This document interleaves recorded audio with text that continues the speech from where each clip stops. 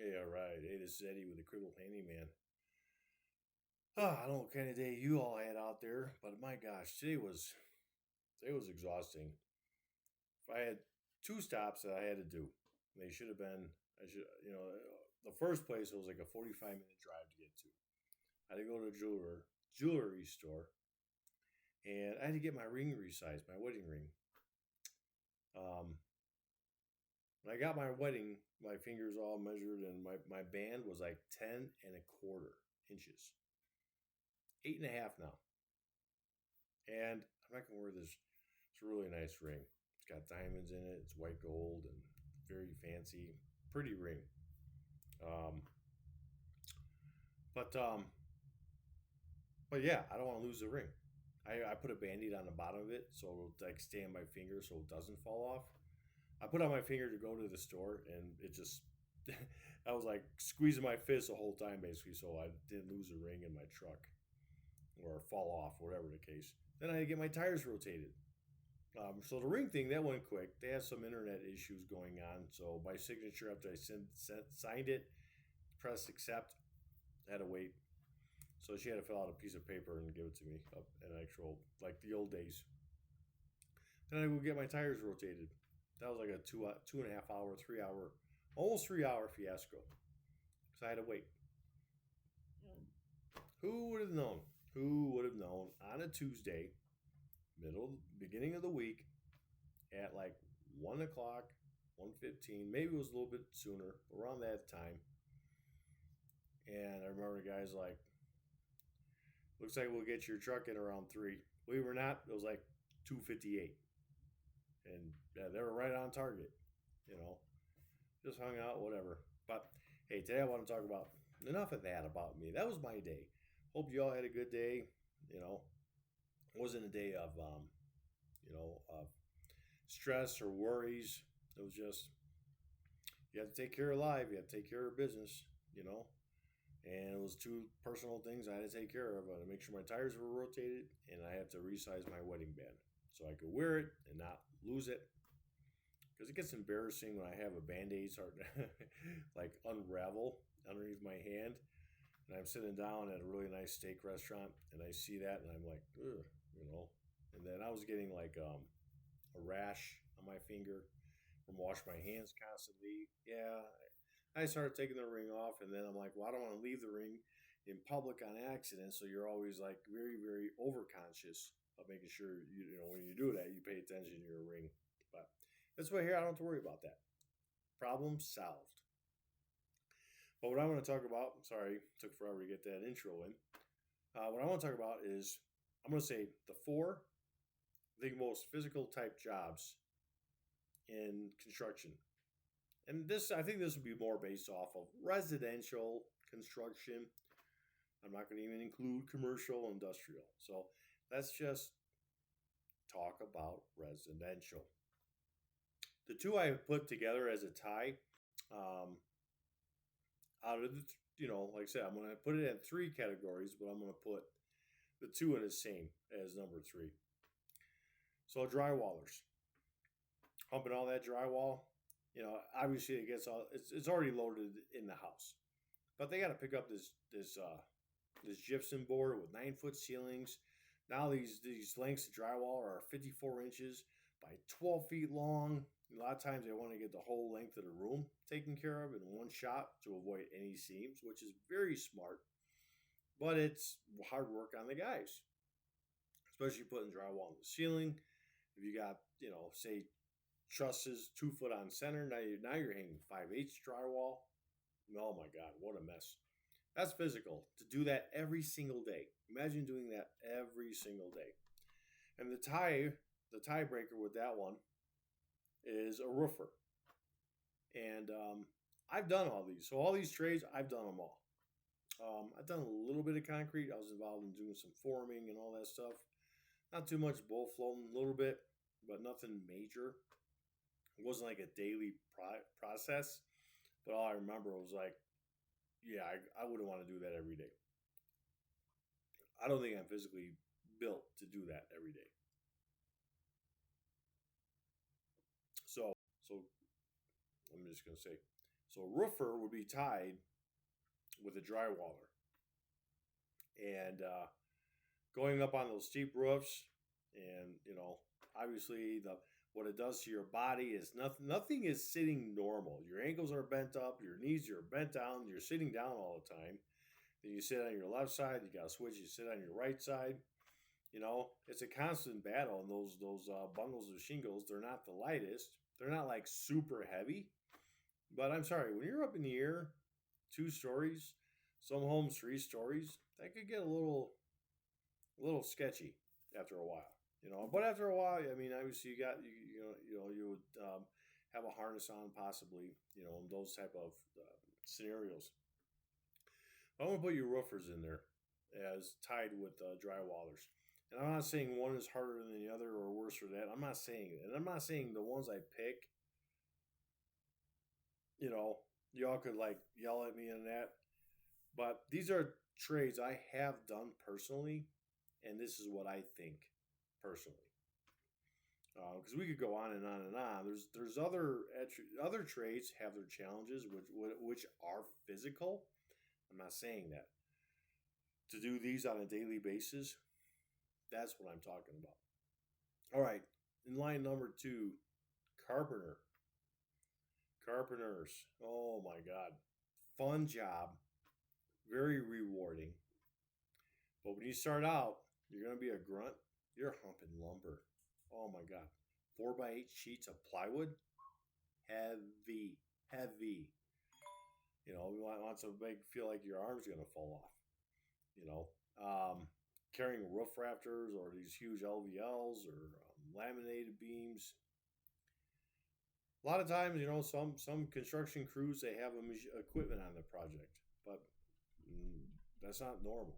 Most times you're humping it with your body. So it's been bending over, pounding nails, or shooting nails, building walls. A lot of bending, kneeling, squatting, lifting. Very, very physical. Um, and you may fight with me on not. I'll let you two trades talk it out with each other in the comments. That'd be kind of cool. But this is from my personal experience of what I think. I think number one, concrete worker. Doing concrete is a physical job, and I would.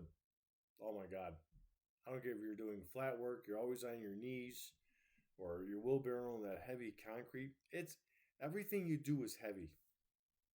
Everything is heavy. Setting the forms, concrete forms, that stuff's heavy. Even the aluminum forms they have out, those are nice. They're really nice. Yeah. Those are what I like about those aluminum forms. The walls are true. Like you'll see, like where the wood floor forms. Sometimes part of the wood chip peels off and it's still embedded. You go in your basement, look at the foundation wall, your concrete wall, if it's exposed, and you'll know if someone used a concrete form or if they use an aluminum form. If the wall's like freaking perfect, sometimes there'd be a piece of wood left in the concrete because it peeled off the actual concrete form. They might have used an older form that they didn't have a choice to use, and yeah, that concrete. A buddy of mine does that, or he did it. Maybe he's a big superintendent or whatever he is now. I'm sure he's a boss. Well, he opened up his own concrete business, so he's an owner. But he worked up the chain and learned how to do the trade. And I talked about in that other videos. And any of these trades that you get into, it's like you can make good money in all of them, especially if you're an owner. Yeah, you have all the risk, but if you know the trade inside and out, and if you're a good salesman, and you know how to estimate properly, you learn the ins and outs, you can make a good living. You can make a very good living at it. Um, but yeah, concrete is number one in my opinion as the most physical type job. Yeah, I know there's flooring guys, tile setters, and all that. Yeah, that sucks too. I guess tile could get heavy. It was kind of a balance, But man, when you're like typically when you're already in a decent environment, when you're doing concrete, it could rain the night before. You're down in a mud pit trying to set the forms for your footings. You're just slopping around in mud, and you're just like, at the end of the day, you know those guys, they wear boots over their boots when it's in those conditions, and then they get to their truck at the end of the day, they're slipping off those rubber boots. You know, but you're walking in that slosh all day. I'm talking because of conditions. You're outside all day. You're outside. I don't give a shit. You are outside. Same with the carpenters. You're outside in the element all the time. You know, the roofers. You're up on a roof. That's hot. It's hot. Super hot. Drywall. It's drywall. I know good drywall guys. It's freaking drywall. That's a hard. Can you imagine hanging drywall in a 30-foot ceiling in these freaking mansions? So I'm trying to put everything in perspective and consider all these certain types of, types of homes. If you have a simple little bungalow or something tiny, you'll be like, well, that shouldn't be that big of a deal. Try doing a 20, 30-foot ceiling. I'm already seeing guys, raising up scaffolds and going up on scaffolds and pumping that drywall up on these big commercial jobs. And I'm like, not for me. No, thank you. Yeah, so those are three. Number 3 at the bottom, I would put drywall and roofer together. Number 2 would be carpenters, and number 1, concrete workers. And they all have their challenges, but they're all great trades. They all pay well, and they have a hard time getting people in them. Because yeah, they do beat you up a little bit, but you can make a pretty good living, And like I said, every trade has its challenges. I mentioned, like, if you're a tile layer, you're on your knees all day. If you're doing flooring, you're on your knees all day. I know they invest in major awesome knee pads, but regardless, if you already have a bum knee, and that's with your back and all that. But a lot of times, a lot of things, you have, helpers and so forth, younger kids with better backs. You can say that with all the trades, but the trades that, I don't care how healthy you are physically, you're going to feel it. You're going to feel that day what you did today. Whether the sun's going to beat you up, or you're going to be outside in 30-degree weather framing a house, or you got to worry about snow, rain, you're in the element, and your stuff is physically heavy. Not every concrete company has buggies, gas-powered buggies. Not everyone does. They just use wheelbarrows. And then you have to use a wheelbarrow. Those buggies are not cheap. To be a very high-end, like to get in a job and out, to make money fast, you're going to invest tens of thousands of dollars anyways. But it's not about that. These are the top 3 most physical jobs in construction, and I'm going to say residential construction, because I know there's iron workers out there like, well, what about us? It's like, I'm not going to get into that. I'll do another video about the top 3 most physical jobs in commercial work. I'll do another video with that. But hey, if you haven't hit that subscribe button, it's free. Don't be afraid to hit it. Do me a favor. Let's get me to 1,000 subscribers and hit that subscribe button. Like the video, and let's grow this channel. Let's get to 1,000 subscribers.